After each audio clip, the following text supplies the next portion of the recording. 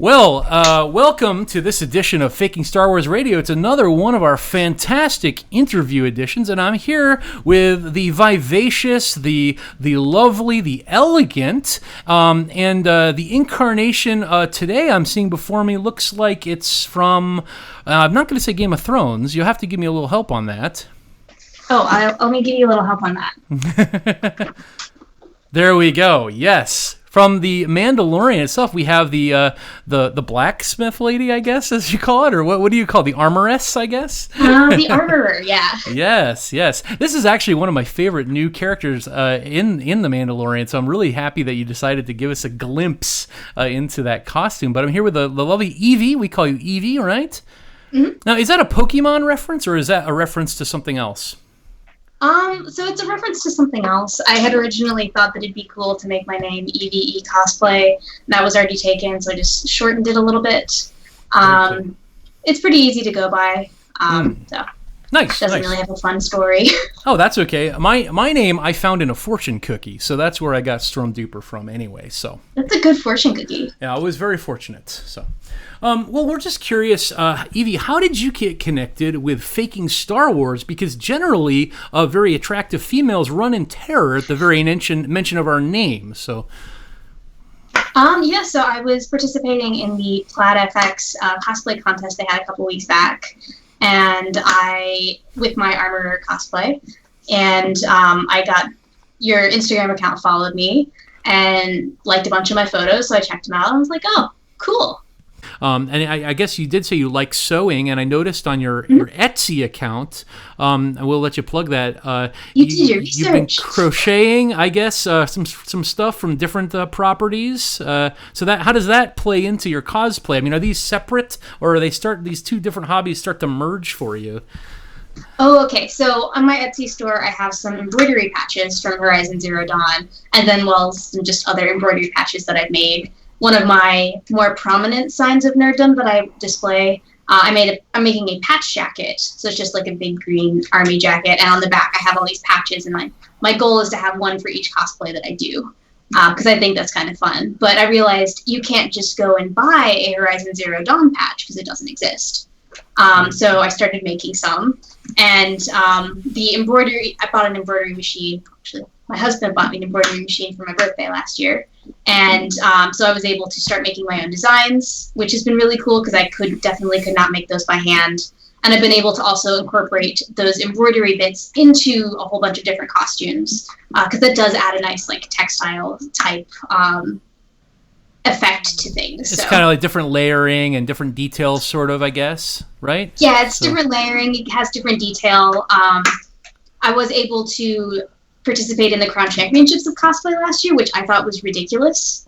It was fantastic. Great experience. Everyone was really cool.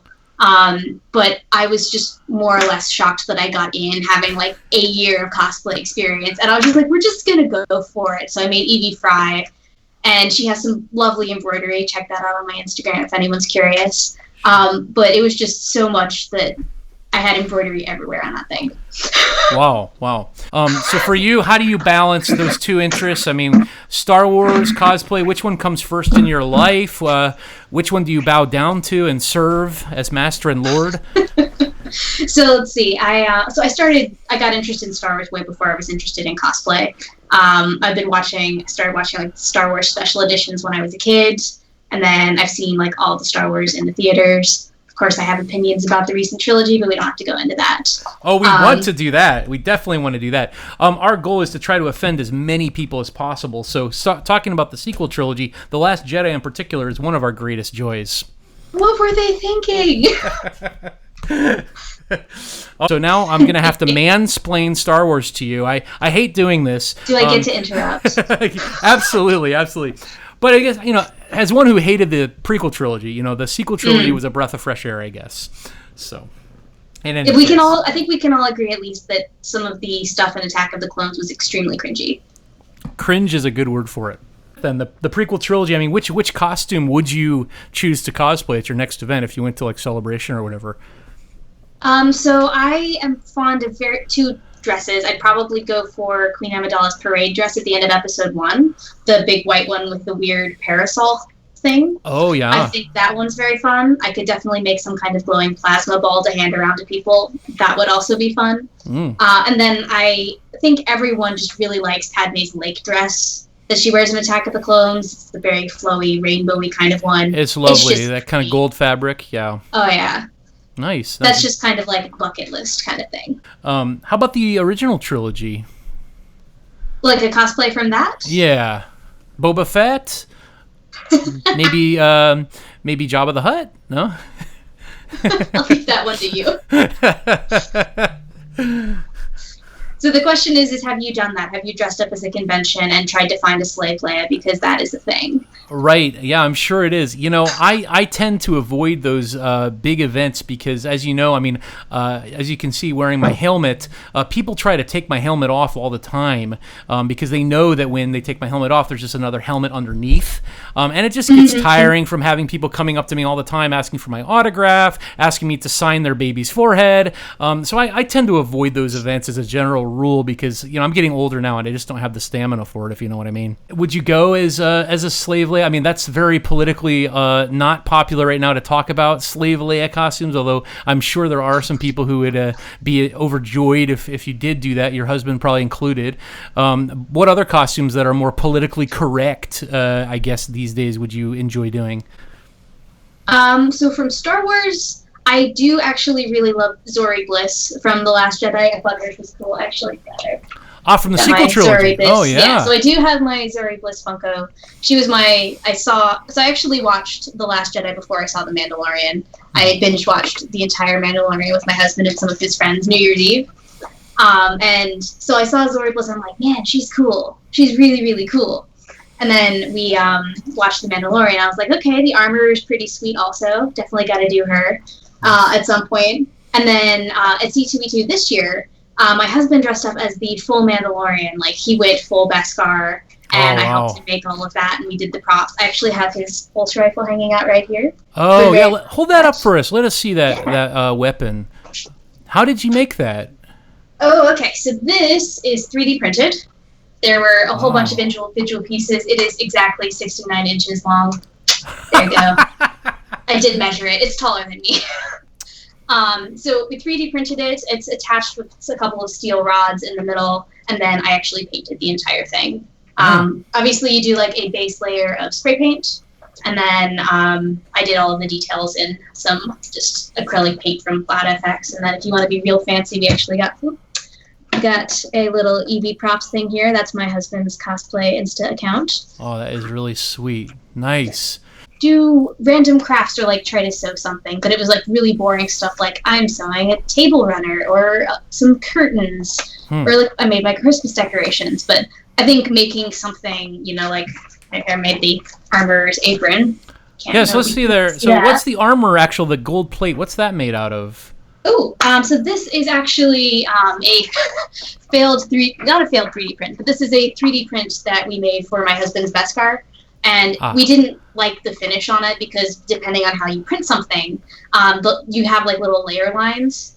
And it ended up having like layer lines coming out from the center and then kind of going out because it was printed in two pieces, which just looked really weird and was going to take a long time to sand. So we ended up reprinting it and it turned out really good. So I literally took his piece of armor, flipped it upside down, heat formed it so it actually fit me. And then I covered it in Bondo and sanded that down to get a smooth surface. And then spray paint and then regular paint. And then the bottom part of your costume looks more like fabric of some kind, like a plastic or leather. So this is a vinyl pleather. Vinyl pleather, yeah. A couch upholstery type material. So it's not necessarily for garment wearing, but it's really thick. So it comes up it stays really nice.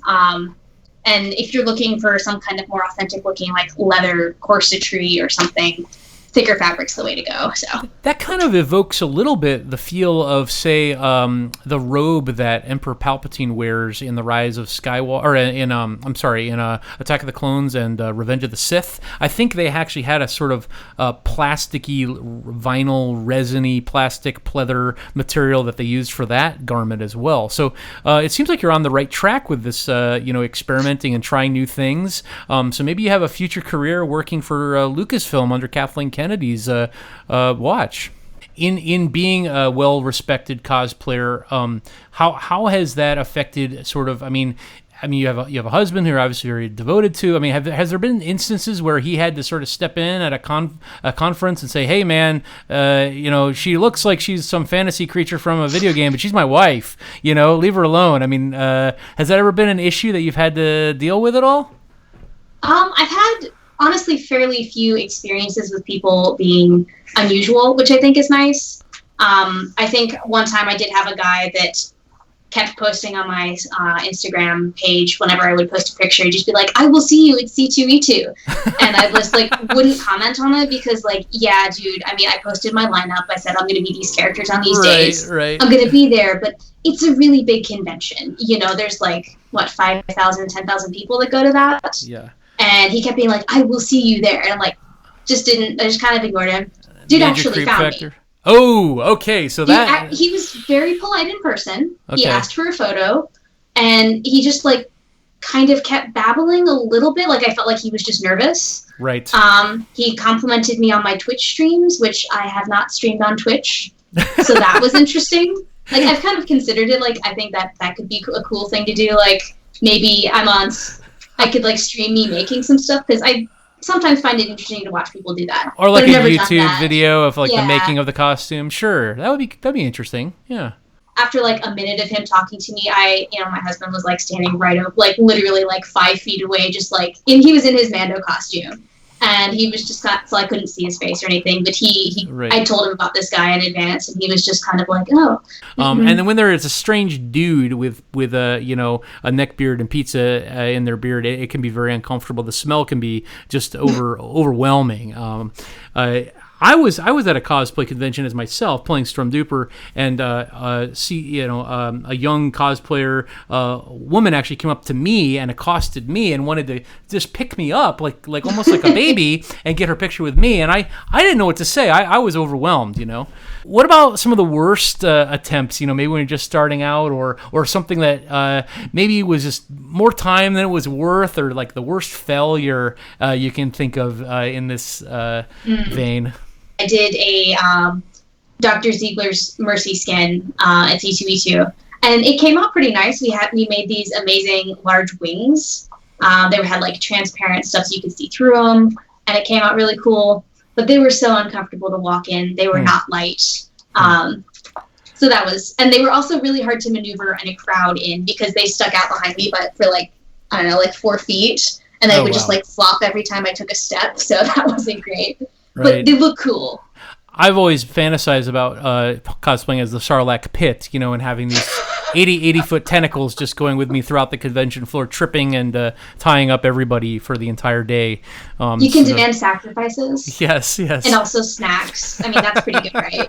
Absolutely. I refer to yourself in the third person as the mighty Sarlacc. The mighty Sarlacc, yes. To see what the future will be, would you consider going to the San Diego Con or a Celebration or some of the really well-known global level cosplay conferences in the future? Is that something on your horizon? That's something that I think could be really, really cool to do. One of the nice things about C2E2 is that it's local for me, so I can just, drive an hour, 45 minutes, and I'm there, sure. Which is nice. Because obviously with any kind of larger costume, you have to pack it, and then there'll be multiple bags to transport, but obviously you'd be willing to do that.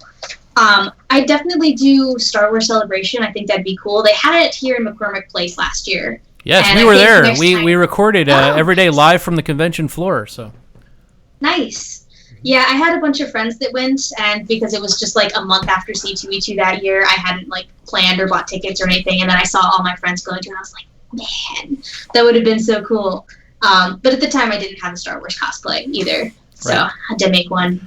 Well, if you do get out there in the next couple of years, we would love to correspond. I mean, we try to get to all the cons with one of our correspondents at least, but we're all about having the Faking Star Wars community well represented, because sometimes there's strength in numbers, and people are so jealous of how awesome we are that if there's just one or two of us there, it can incite mob violence. But when you get to 6 or 7 of us all kind of around, people tend to step back and just admire the wonderfulness that it is. So They got the group thing going. Exactly, yeah. So, once you're in, you're in. You do have to get a goober tattoo, our little blue stick-figured red lightsaber guy at some point, but we don't ask where you have to do it. You can do it anywhere. It can be as big or small as you want, and we don't ask for photographic proof. So, it's kind of the honor system. In that case, I already have one. Oh, great. Great. Excellent. Well, one thing that I did not like about the sequel trilogy, I didn't think that the costumes really told much of a story. Snoke's robe was amazing, but to me it didn't say much about his character. I just found it to be very odd. It was an odd choice. There were some other interesting costumes, but by and large, I think that the costumes were very toned down, very restrained. Do you see that in the future of Star Wars? Where would you like to see costumes headed here? I mean, we've heard rumors of the High Republic films coming out, which could be extravagant from some of the art that we've seen. But where would you take it if you had your say on it? I definitely do gear more towards the High Republic type things. I do find all of the I guess the interesting contextual details I think could be really cool. One of the things that I think maybe you were kind of latching onto with the new trilogy is that because everything was so desperate and so we're in a rebellion, we're in a backwater planet, that it's just kind of anyone's wearing whatever's, it's whatever's comfortable, whatever you've got around, which is definitely makes sense given the scenarios, but it doesn't tell that good story, It doesn't lend itself to really cosplaying either when you can just get some old, T-shirts or rags you've been using to oil up your 12-gauge shotgun and just throw it on and call it a Rose Tico costume, Yeah. But so if you could design something, let's say for the future Star Wars films, what would it entail? Where would you head with it? What fabrics would you use? What sort of color scheme are you interested in? Describe it. Okay, so if I had to do an original character, Star Wars character, which I guess is where I'm going to take this, my first thought is that she would definitely have pants. Because if she's going to be a Jedi, because obviously she would be, you would have to have some kind of pants so you can do really cool, awesome backflips. Probably I'd do some kind of long flowing skirt panels as well, because anytime you're going to do anything, it looks really cool if you have the capes or the flowing fabric-y bits. I think that's very fun. Probably more closely fitted on the top, probably not billowy sleeves because you have to be able to fight with them. Bluish gray, for some reason, is popping into my head. I don't know. Cool. And obviously you have to have a matching lightsaber. So let's talk a little more about your kind of approach to Star Wars now that you've become a cosplayer and it's changed your identity, a little bit. Fans on Twitter and Instagram, they're very, very opinionated about the new properties. What would you say is your favorite Star Wars moment if you had to pick one out from wherever, any property? So Star Wars, the films, the cartoons, the holiday special, for example. Yeah, I've never actually seen that. Wow. Well, we would definitely have to make an appointment with you and live tweet that one because that is gonna be a proverbial show. I have to bleep that out. I've heard it's so bad. I've heard it's so bad that I don't really actually have any interest in watching it. Yeah, it kind of comes back around, like a circle. It's so bad that it's amazing, I think. Very specific mood for that one, then. Yeah. Is it like watching Monty Python and the Holy Grail? Because that's a very specific mood also.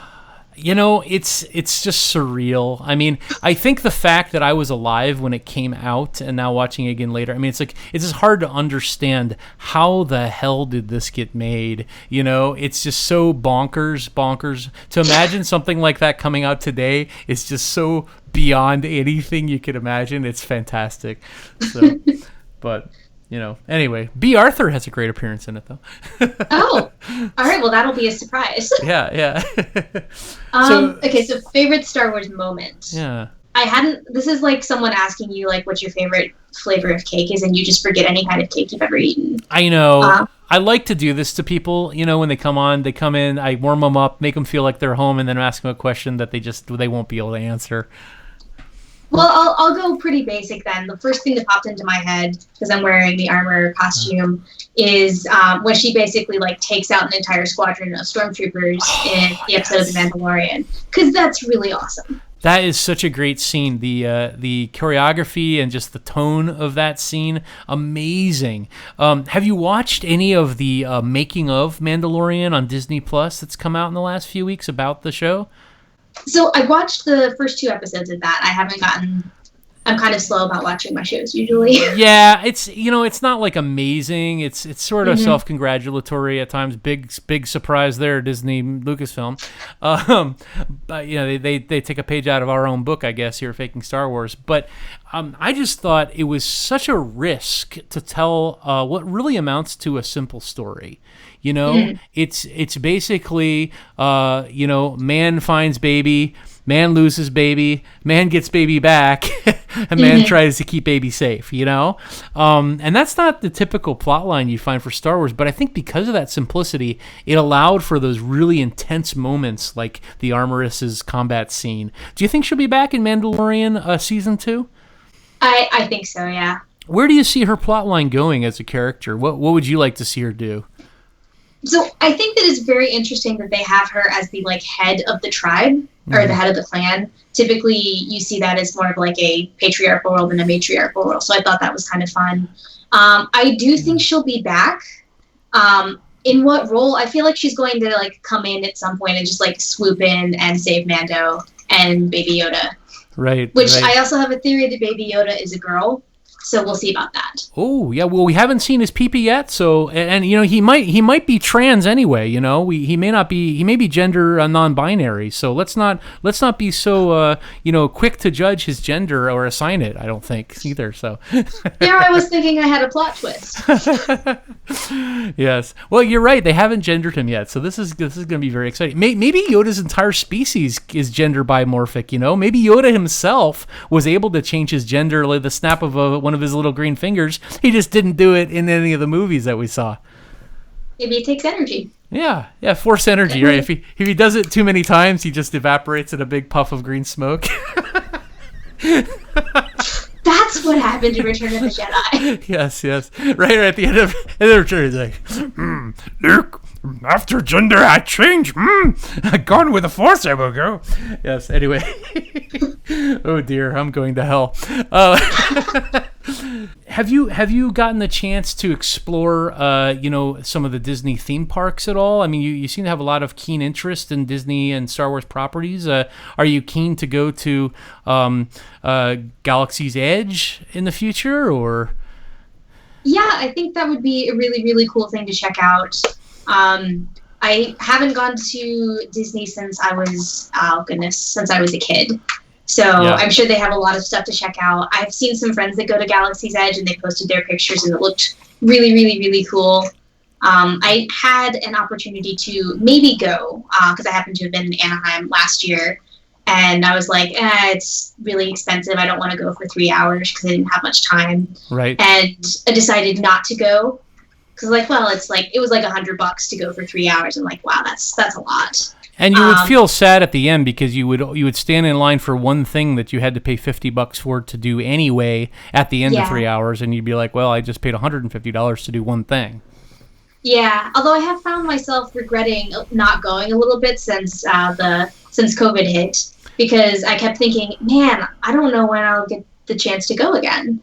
I'm sure they're going to reopen, of course. But yeah, I mean, it might be a little bit pared down, and they might have people volunteering there instead of paid workers. They might clone, for example, some people from another country who have no hope and are in desperate need of anything, and use those clones to populate the labor force of Disney. It's very possible.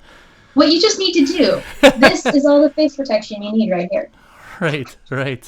That is a really good helmet. I mean, so what, as a cosplayer, how do you feel politically about Disney's decision to sort of enforce a no costume rule at the park? I mean, it's been my understanding that you can sort of walk the line a little bit and get away with maybe a robe or something, but if you go full on cosplayer, they're not even going to let you in. Do you feel discriminated against because of that? No. Why not? Why aren't you a victim? Please tell us. What's so special about you that you're not a victim? Everyone else is, damn it. Oh goodness. So I just haven't So one, I guess I haven't gone to Disney since I was a kid or since I started cosplaying, which is probably definitely a factor. Two, most of my costumes are not very comfortable to wear for long periods of time. They're just not. If I was to go as the armor, I'm wearing a breastplate that's not particularly light. And then I have usually like the helmet's not very breathable. I've got my long gloves that go with it. I've got the pants, and then I have these like boot covers as well. I will sweat to death. Yeah. You don't want to evaporate like a transgender Yoda, as you're drinking your blue milk cocktail at the bar there in Disney Plus. So. Well, then someone's gonna be like, "Hey, why are you showing your face? You're a Mando." Like, well, didn't want to die of dehydration. Right. Yeah. This is not the way. This is not the way. Good. I like it. Cool. All right. Well, is there anything else that you think our fans might like to hear about you? Is there anything else you want to talk about? I mean, what's been on your the last 3 months or so? Been difficult, I think, for everybody because of social distancing and quarantining. But what's been on your mind? What is hot on your mind right now for Star Wars or for cosplay? For cosplay, probably. I have started scoping out my next competition build, which I think is going to be very cool. So I mentioned that I got to participate in the Crown Championships last year, didn't place or anything, was lucky just to get in. But I saw so much of what everyone else was doing. And then I, obviously followed them all on Instagram, and they're now like doing like build breakdowns of what they competed in. And I'm seeing them and I'm just like, you did all that. You made that from scratch. And I looked at the thing that I made and it was like not remotely as good. So I'm scoping out what my build is going to be for the next one. So I'll probably be announcing it in the next couple of months. Cool. On one part, there's a lot of planning you have to put into it. I'm doing some 3D modeling of what the props should look like. I'm doing electrical. I'm actually doing LEDs and incorporating those into the design. So that's going to be the first time I've done that. Also a challenge because then you're like hiding power supplies and microcontrollers and everything everywhere. Right. And then there's also just the little part of me that's afraid that someone's going to see my idea and then do it better than me. So I'm just kind of keeping it under the right now. Well, no one will hear about it if you mention it on the podcast because we're the only people who are going to watch it. But I trust, I do respect your desire to keep it secret. So I'm not going to pry any further. So I should just like, hi, Mom. Right. We do have a loyal listenership, but they just happen to be the same people who produce the podcast. In any case, well, that's cool. I look forward to hearing about you. Let us know when you come out with the reveal, as it were. We'd love to get a Faking Star Wars exclusive on that costume. And so I guess that's sort of where you find yourself the next few months is preparing for that. And I'm sure you'll be watching and enjoying The Mandalorian Part 2. If you're curious of coming back on our Mandalorian podcast, we do. It's sort of our sister podcast.